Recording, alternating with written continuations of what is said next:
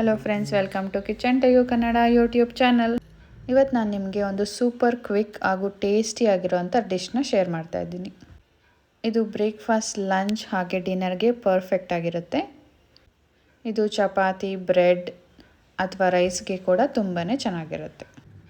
ಇದಕ್ಕೆ ಬೇಕಾಗಿರೋವಂಥ ಇಂಗ್ರೀಡಿಯೆಂಟ್ಸ್: ಈರುಳ್ಳಿ, ಶುಂಠಿ ಬೆಳ್ಳುಳ್ಳಿ ಪೇಸ್ಟ್, ಸ್ವಲ್ಪ ಕೊತ್ತಂಬರಿ, ಪುದೀನ ಹಾಗೆ ಒಂದು ಹಾಫ್ ಟೊಮ್ಯಾಟೊ.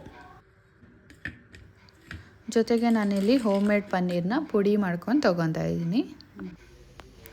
ನಾನಿಲ್ಲಿ ಕಡಿಮೆ ಪ್ರಮಾಣದಲ್ಲಿ ಮಾಡ್ತಾ ಇರೋದ್ರಿಂದ ಚಿಕ್ಕ ಪಾತ್ರೆನ ಯೂಸ್ ಮಾಡ್ಕೊಂಡಿದ್ದೀನಿ. ಮೊದಲನೇದಾಗಿ ಸ್ಟವ್ ಆನ್ ಮಾಡಿಕೊಂಡು ಅದರಲ್ಲಿ ಒಂದು 2-3 ಟೇಬಲ್ ಸ್ಪೂನಷ್ಟು ಎಣ್ಣೆನ ಆ್ಯಡ್ ಮಾಡ್ಕೊಳ್ಳಿ. ನೀವು ಬೇಕಾದರೆ ಎಣ್ಣೆನ ಸ್ಕಿಪ್ ಮಾಡಿಕೊಂಡು ಬೆಣ್ಣೆ ಅಥವಾ ತುಪ್ಪನ ಕೂಡ ಯೂಸ್ ಮಾಡ್ಕೋಬೋದು. ಎಣ್ಣೆ ಕಾದ್ಮೇಲೆ ಅದಕ್ಕೆ ಒಂದು ಹಾಫ್ ಟೇಬಲ್ ಸ್ಪೂನಷ್ಟು ಸಾಸಿವೆನ ಆ್ಯಡ್ ಮಾಡ್ಕೊಳ್ಳಿ. ಆನಂತರ ನೀವು ಇದಕ್ಕೆ ಹೆಚ್ಚಿಟ್ಕೊಂಡಿರೋಂಥ ಈರುಳ್ಳಿನ ಆ್ಯಡ್ ಮಾಡಿಕೊಂಡು ಸ್ವಲ್ಪ ಬ್ರೌನ್ ಕಲರ್ ಆಗೋವರೆಗೂ ಅದನ್ನು ಚೆನ್ನಾಗಿ ಫ್ರೈ ಮಾಡ್ಕೊಳ್ಳಿ. ನಂತರ ನೀವು ಇದಕ್ಕೆ ಶುಂಠಿ ಬೆಳ್ಳುಳ್ಳಿ ಪೇಸ್ಟ್ನ ಆ್ಯಡ್ ಮಾಡಿಕೊಂಡು ಅದರಲ್ಲಿರೋ ಹಸಿ ವಾಸನೆ ಹೋಗೋವರೆಗೂ ಅದನ್ನು ಚೆನ್ನಾಗಿ ಫ್ರೈ ಮಾಡ್ಕೊಳ್ಳಿ. ಆನಂತರ ನೀವು ಇದಕ್ಕೆ ಹೆಚ್ಚಿಟ್ಕೊಂಡಿರೋಂಥ ಟೊಮೆಟೊನ ಕೂಡ ಆ್ಯಡ್ ಮಾಡಿಕೊಂಡು ಟೊಮೆಟೊ ಸಾಫ್ಟ್ ಆಗೋವರೆಗೂ ಇದನ್ನು ಚೆನ್ನಾಗಿ ಬೇಯಿಸ್ಕೊಳ್ಳಿ. ಹಾಗೆ ನಾನಿಲ್ಲಿ ರುಚಿಗೆ ತಕ್ಕಷ್ಟು ಉಪ್ಪನ್ನ ಕೂಡ ಇದಕ್ಕೆ ಸೇರಿಸ್ಕೊಂಡು ಬೇಯಿಸ್ಕೊತಾ ಇದ್ದೀನಿ. ನೋಡಿ, ಇವಾಗ ಟೊಮೆಟೊ ಸಾಫ್ಟಾಗಿ ಬೆಂದಿದೆ.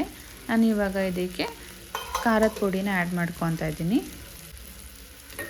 ಖಾರದ ಪುಡಿ ಜೊತೆಗೆ ನಾನಿಲ್ಲಿ ಒಂದು ಹಾಫ್ ಟೇಬಲ್ ಸ್ಪೂನಷ್ಟು ಗರಂ ಮಸಾಲೆ ಹಾಗೆ ಹಾಫ್ ಟೇಬಲ್ ಸ್ಪೂನಷ್ಟು ಧನಿಯಾ ಪುಡಿನ ಕೂಡ ಸೇರಿಸ್ಕೊಂಡಿದ್ದೀನಿ. ಆನಂತರ ನಾನು ಇದಕ್ಕೆ ಹೆಚ್ಚಿಟ್ಕೊಂಡಿರೋಂಥ ಪುದೀನನ ಆ್ಯಡ್ ಮಾಡ್ಕೊತಾ ಇದ್ದೀನಿ. ಪುದೀನ ಆಪ್ಷನಲ್, ನಿಮಗೆ ಬೇಕಾದರೆ ಆ್ಯಡ್ ಮಾಡ್ಕೋಬೋದು, ಇಲ್ಲಾಂದರೆ ಸ್ಕಿಪ್ ಕೂಡ ಮಾಡ್ಕೊಳ್ಳಿ. ಅದನ್ನು ಒಂದ್ಸತಿ ಚೆನ್ನಾಗಿ ಮಿಕ್ಸ್ ಮಾಡಿಕೊಂಡು ಆನಂತರ ನೀವು ಇದಕ್ಕೆ ಪುಡಿ ಮಾಡಿಟ್ಕೊಂಡಿರೋಂಥ ಪನ್ನೀರನ್ನ ಆ್ಯಡ್ ಮಾಡ್ಕೊಳ್ಳಿ.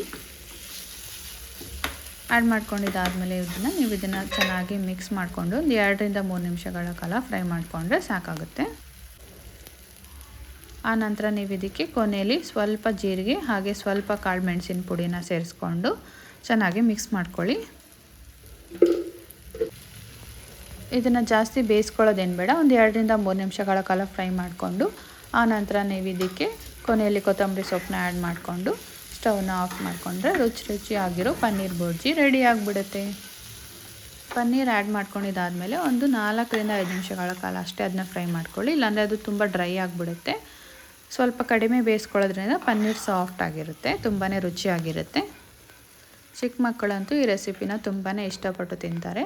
ನೀವು ಕೂಡ ಮನೇಲಿ ಒಂದ್ಸತಿ ಟ್ರೈ ಮಾಡಿ ಹೇಗೆ ಬಂತು ಅಂತ ಮರಿದಿರ ಕಮೆಂಟ್ ಮಾಡಿ ತಿಳಿಸಿ. ಈ ರೆಸಿಪಿ ನಿಮ್ಗೆ ಇಷ್ಟ ಆಗಿದ್ರೆ ನನ್ನ ವೀಡಿಯೋನ ಲೈಕ್ ಮಾಡಿ, ಶೇರ್ ಮಾಡಿ ಹಾಗೆ ಮರಿದಿರ ನನ್ನ ಚಾನಲ್ನ ಸಬ್ಸ್ಕ್ರೈಬ್ ಮಾಡ್ಕೊಳ್ಳಿ.